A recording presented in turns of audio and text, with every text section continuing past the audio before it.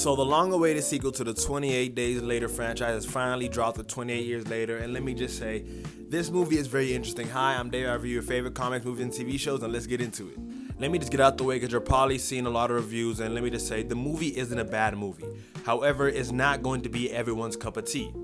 Let me preface this by saying, I wasn't the biggest 28 Days Later fanatic, right? I knew the movies, but I wasn't in depth with the lore. Other than knowing, they weren't exactly zombies, I just thought, it was just another, pseudo-zombie flick. You get what I mean? But after rewatching the older movies, it came clear to me that these movies aren't just your regular zombie movies. They tend to tackle a much broader and larger themes. If you were just to watch the trailers for these movies, you would suspect that these movies are just a cliche, bland zombie movies. But these movies tend to tackle very complex topics such as abandonment, loneliness, and family. And this movie truly is no different from the other ones.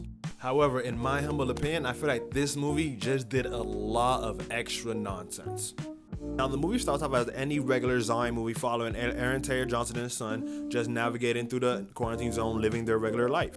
But as the story goes on, you begin to see the main themes unravel. As much as the story is a zombie movie, it's really a story about the trials and tribulations of parenting and manhood.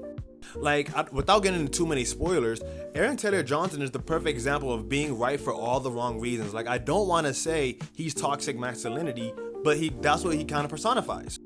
His heart is in the right place, but he's losing himself in it. The dynamic between him and his son out in the wilderness, even back home, is honestly peak. None of the characters in this movie were terrible. All of them did their job and did what they needed to do. Now you're probably thinking to yourself, gee, David, it sounded like the movie was good and you had a good time. What's the problem? The problem is that's only the first 45 minutes of the movie, and the movie is 2 hours long. And again, it wasn't like the last half was bad.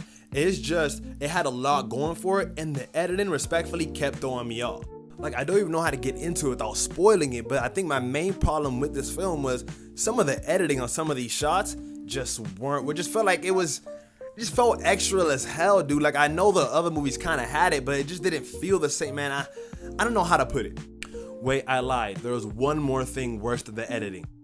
What in the world was that ending? When I tell y'all, this movie could have been a 7.5, maybe an 8, that ending drug it down to a 6.5.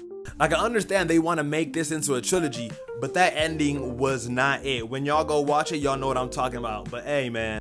But yeah, man, the movie isn't a bad movie. It's just not going to be everyone's cup of tea. In my opinion, it's going to be a 6.8, 7.1. But hey, it's been David. It's been real. See y'all later.